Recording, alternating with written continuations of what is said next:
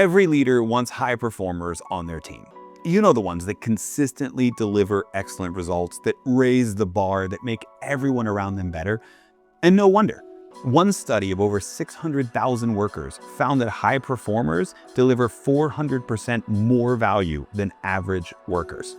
That's not a typo. 400%. 4 times more value. But here's the catch. High performers can only deliver this much value when they're motivated, supported, and not buried under a ton of work. High performers don't need you or your organization as much as you both need high performers. So if you don't know how to spot them and nurture them and support them, they're going to take their talents elsewhere. If you're new to the channel, my name is David Burkus, and I study high-performing teams, work with leaders to build their best team ever. Work dynamics are constantly changing, and the need for high performers ever present. And if you want to know how to level up your leadership for those high performers and to turn your whole team into a high-performing team, then subscribe to the channel, or better yet, join our email newsletter community, link in the video description below. All right, let's get into it. Most managers default to the loudest person in the room. The one who's always commenting in every single meeting, the one who is taking up space in your email inbox with constant status updates, the one who has an idea for everything.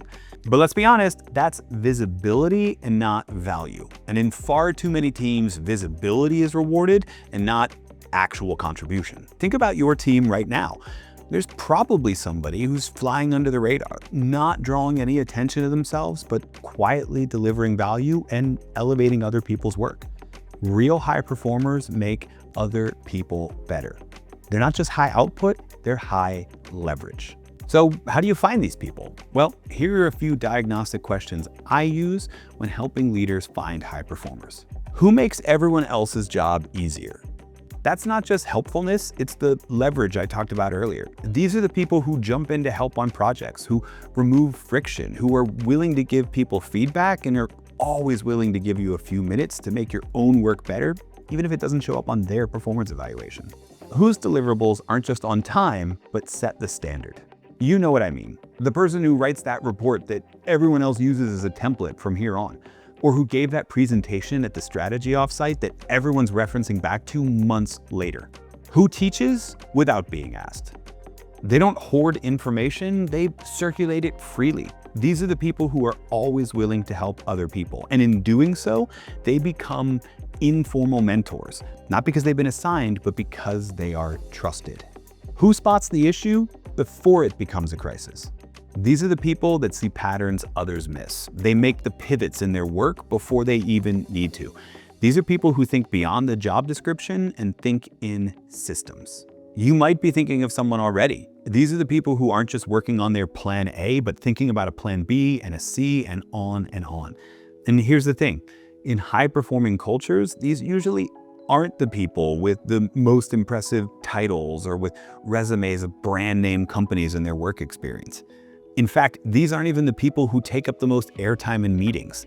They're the ones that people go to after the meeting to understand what just happened and how we all need to pivot accordingly. And one more tip here. If you're still uncertain who your high performers are, ask your team one by one, if they were to go on leave tomorrow, who would they trust to take over their most important project?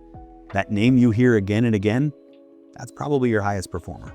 High performers don't just do the work, they change the way work gets done. Quietly, consistently, and often without asking for any credit. And now you know how to find them before someone else does.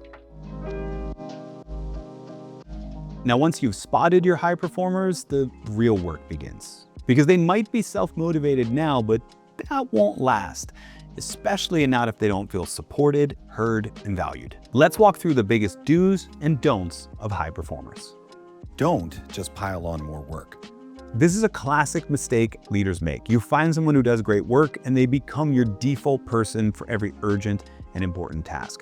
And suddenly the reward for a job well done is more jobs to be done. I know you're thinking, oh, this is important, let's give it to Sarah. Sarah's a superstar, she'll make sure she gets it done right. And that's true, until Sarah starts to feel burned out, until Sarah starts to resent all of her teammates, until Sarah starts to feel alone carrying the weight of the entire team on her shoulders with absolutely no one she can turn to for support. High performers aren't your personal project dumping ground. Yeah, you want them stretched, they want to be stretched, but not too thin. So be intentional about where you point their energy and give them projects that align with their skills and have the highest impact. Do set clear, ambitious expectations.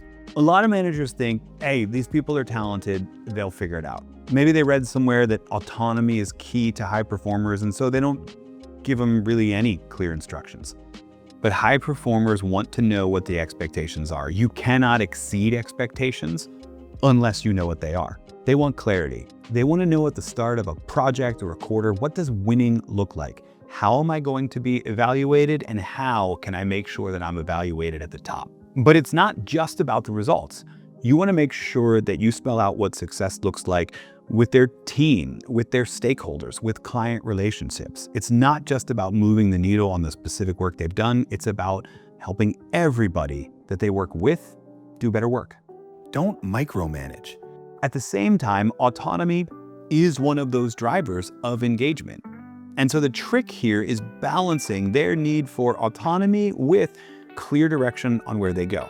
As a leader here, you want to tell them what done looks like, but not necessarily hold them accountable to how or where or when they do the work.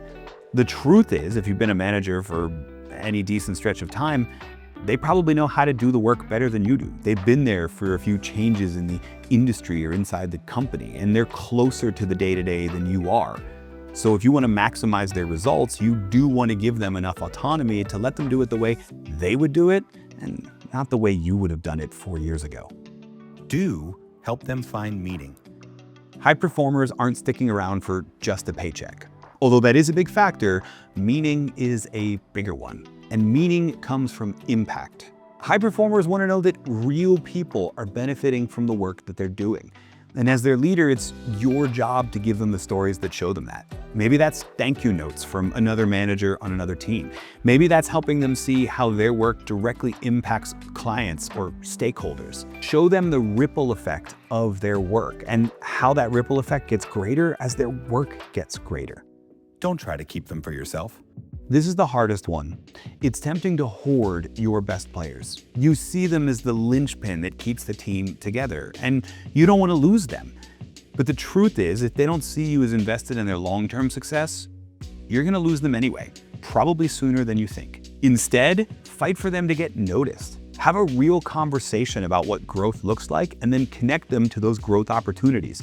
New trainings, new projects they can work on, maybe even a few network connections you have that they would benefit from. Be willing to talk about what's next for them, even if what's next is outside of your team. When they sense that you are invested in their long-term success, they'll give you their best work for however long they are a part of your team. Here's the bottom line.